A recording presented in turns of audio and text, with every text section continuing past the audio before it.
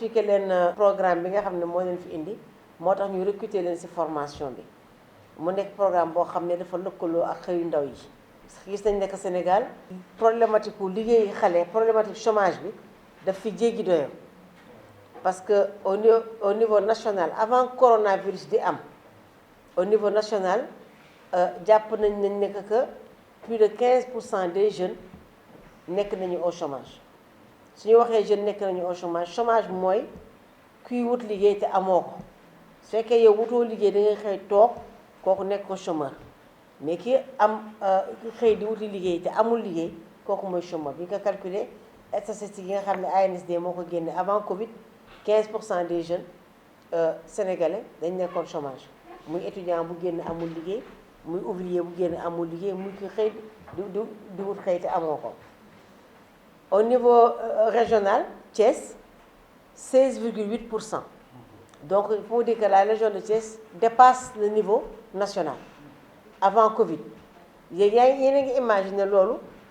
période coronavirus bi nga xam ne ñu ngi ci nekk ñi naan mu ngi jeex ak jeexul ñaata la yokk parce que diggante bi amul recensement donc mënuñu génn statistique parce que amul recensement ndax boobu am na ñoo xam ne ñu ngi woon ci liggéey entreprise yi tëj na walla wàññi nañu donc mu ñëw yokk am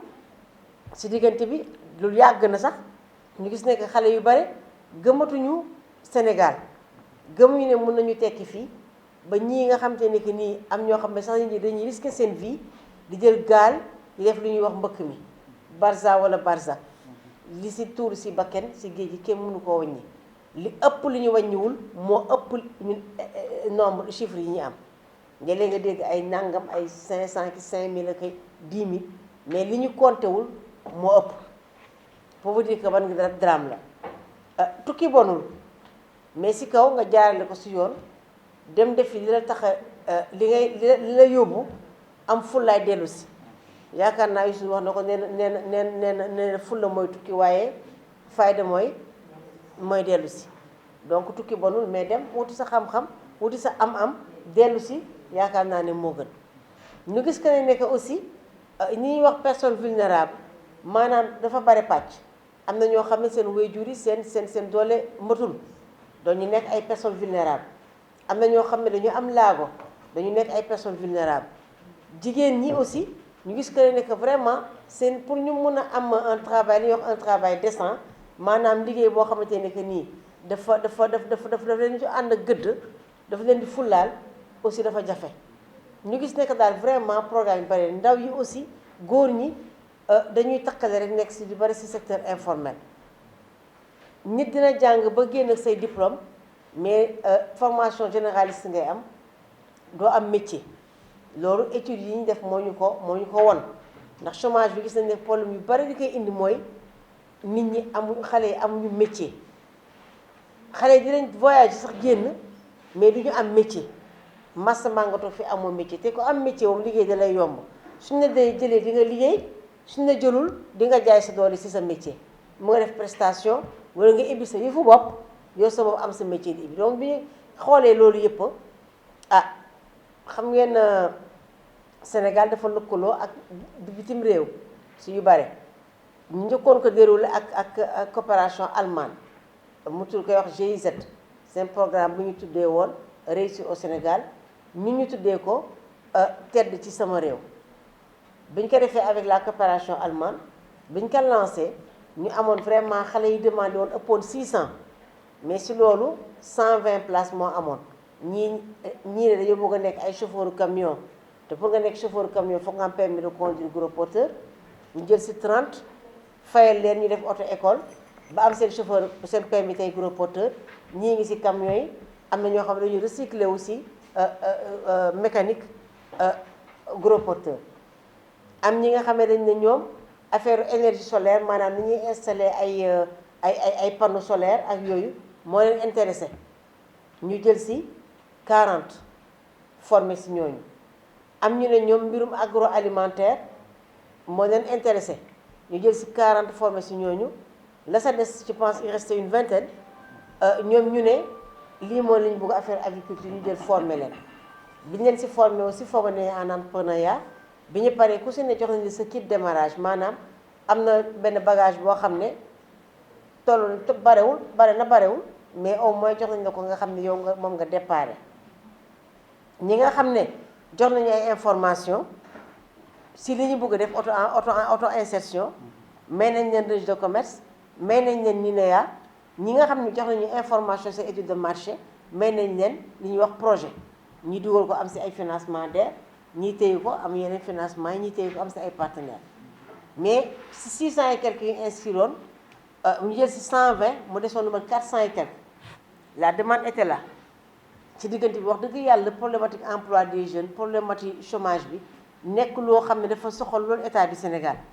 mu teg ay jéego 3FPT mu ngi fi DER bi mu ngi fi ANPEJ mu ngi fi wax dëgg yàlla teg na ay jéego mais jeunes yi ñu si bare xamuñu ne loolu ñoom ñoo ko moom ñun aussi chambre de commerce ñu ne dañuy yegg di jouer suñu partition ndax naam ñun suñu mission mooy suqali jàpp si liy suqali Thiès jàpp si liy suqali opérateur économique yi mais li suqali opérateur économique yi aussi ñu gis que ne que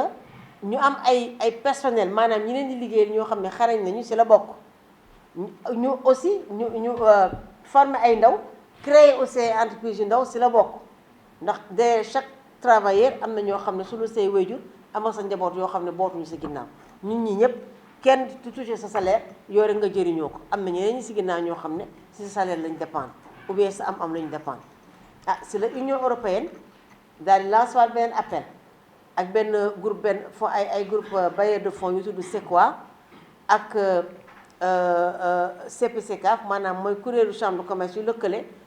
chambre de commerce yi nga xam ne dañuy làkk nasaraan si Afrique ak Europe mu tuddee ko CPCCAF mooy la conférence permanente des chambres consulaires africaines et européennes et françaises ñu lëkkaloo ak ñoom ak li Eurochambre nga xam ne dafa dajale chambre de commerce yu Europe yi ñoom ñu daal di ak même GIZ ñu daal di lancer benn appel d'offre ne ñoom dañu bëgg financer waat formation professionnelle ak insertion professionnelle u ndaw yi ak ñu daal di bind ñu ne comme am ba ñuy njëkkee lancer am na ñu bind woon te amuñu woon place nañu tenter rek suñu chance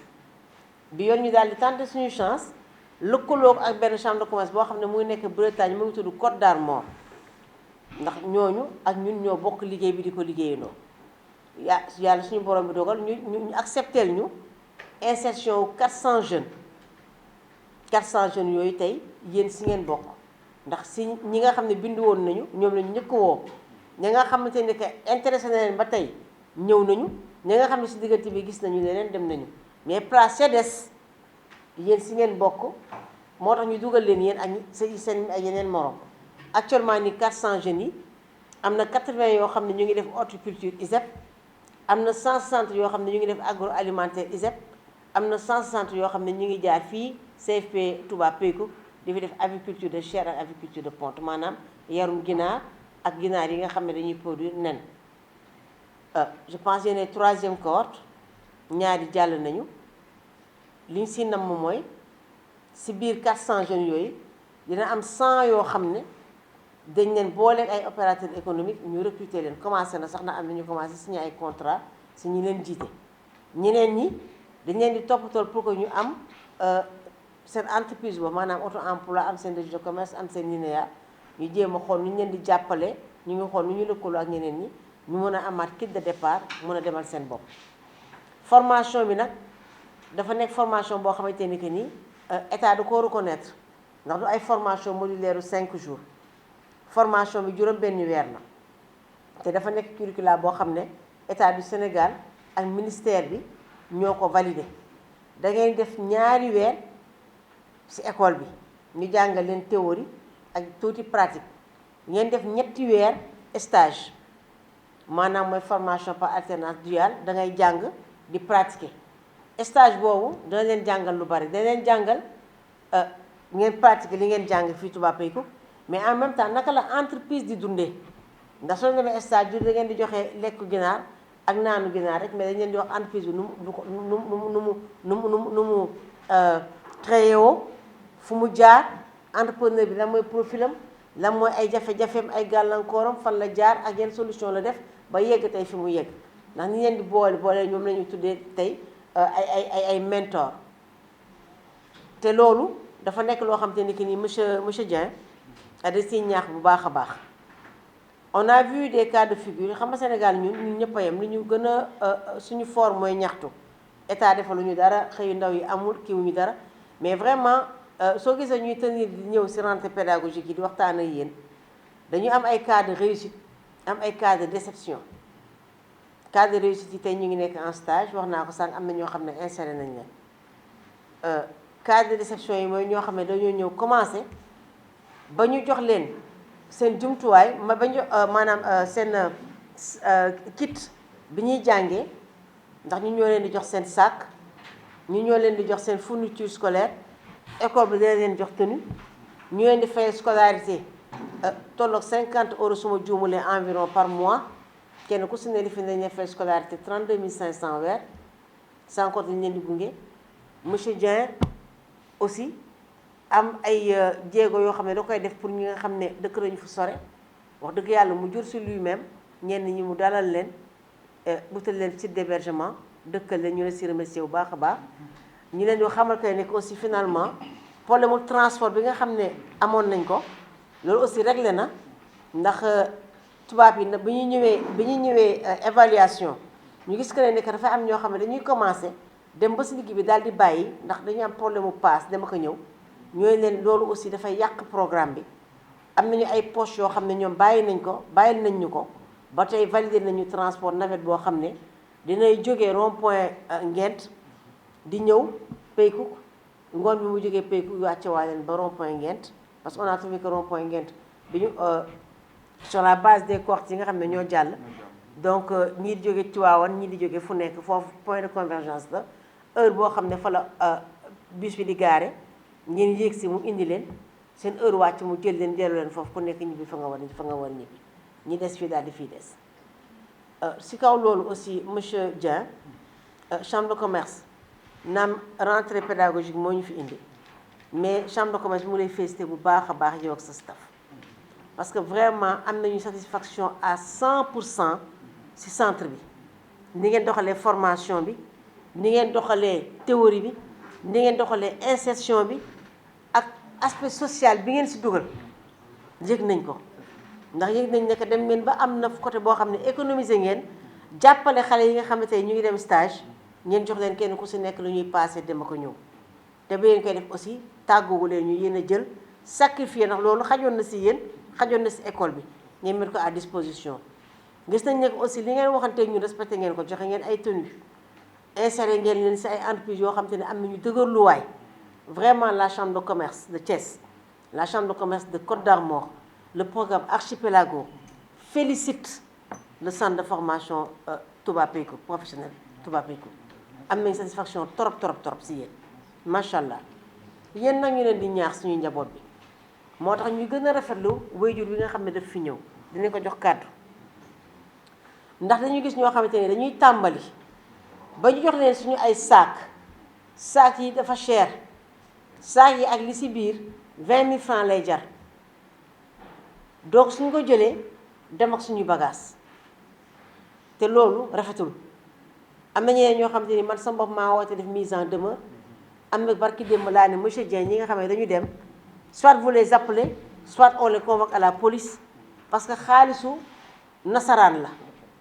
te Sénégal am na geste bu ndaw da ngay yëpp lu sa bopp yëpp lu waa Sénégal yëpp lu ñu ñun ndax nasaraan suñu leen joxee facture ne jënd nañu nangami saak yooyu touché nañu saak daal di déchargé ñu ne ñooñu gisatuñu leen ci rang bi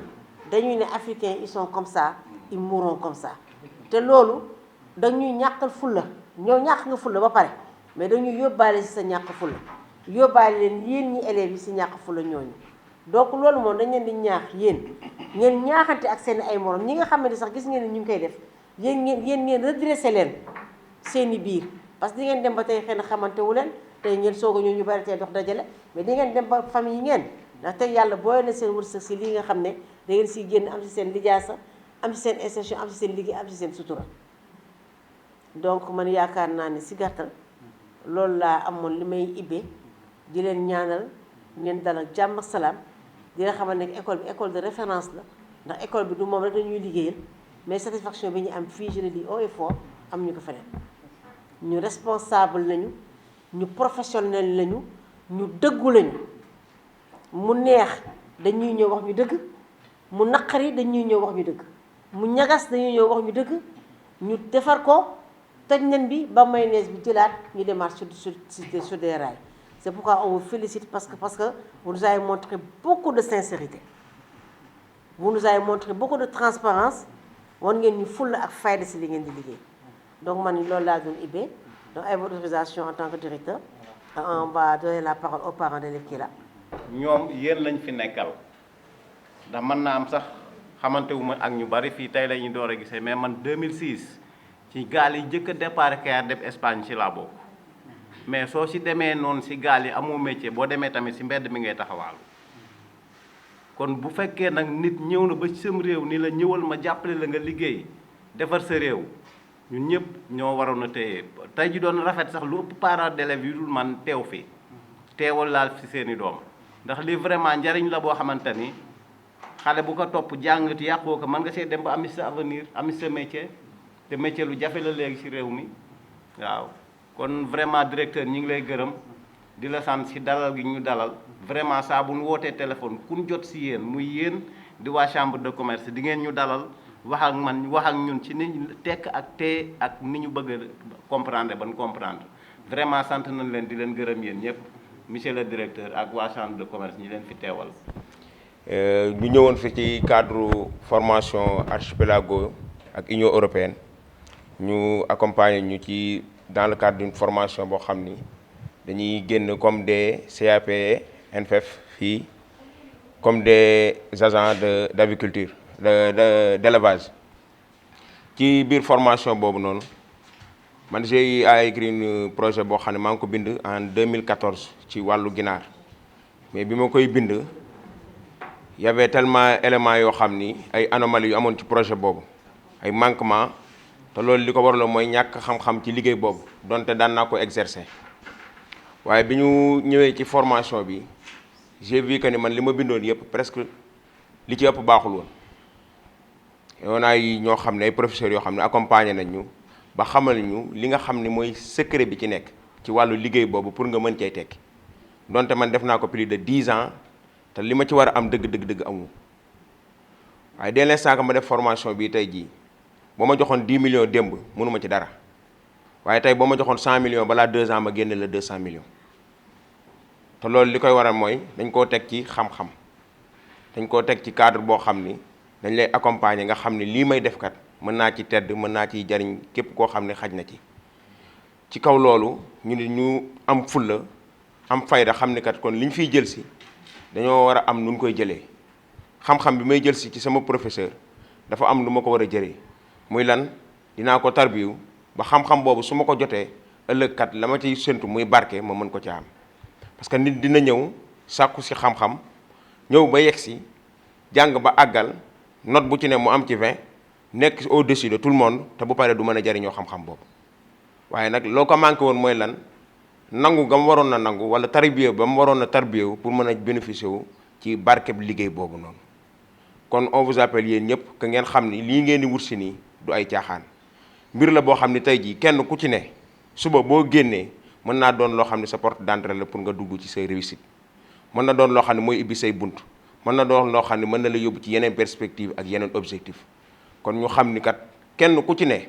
li nga fi indi woon boo fi génn tey jii accès attestation di nga xam ni kat man kat jox nañ ma bagage boo xam ni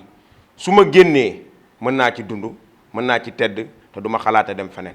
incha allah. ñëpp ñi fi teew waa chambre de commerce directeur ak équipe am di leen nuyu yéen tamit ñi nga xam ne ay apprenant ngeen pour ñëw fii wut si xam-xam formation bi pour dire vrai c'est pas facile ndax mag lu ko yëkkati lu nekk war na ko xam dañoo ñëw pour wut si xam-xam bi nag ak nuñ koy sàkkoo man bi ma ñëwee gis fii effectif bi jigéen bu mel nii dama kontaan puisque am na métier bi ñoo xam ne dañ ko jël spécialisé ko pour góor ñi alors que fii ñun jigéen ñi tamit mën nañ ko def malgré yombul mais lépp loo gis volonté la ak gëm-gëm man mi taxaw fii di wax ak yéen dama doon def bac ren ji candidat libre la mais dama ne pourquoi pas ma ñëw ma déggee formation bi ma ñëw def ko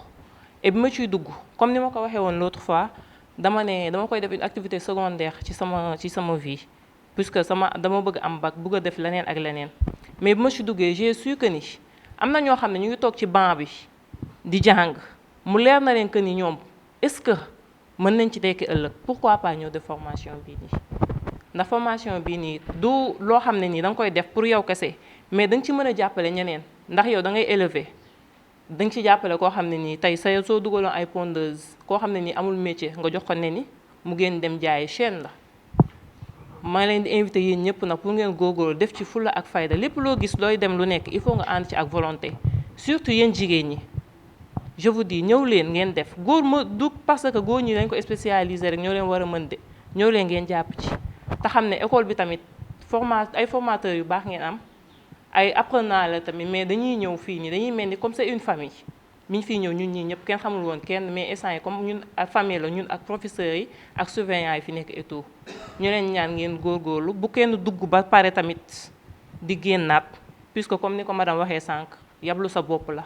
da nga yabluwaale tamit sa réew ndax tubaab fu muy dugal xaalisam 1 franc su si manqué dañuy laaj fan la dugg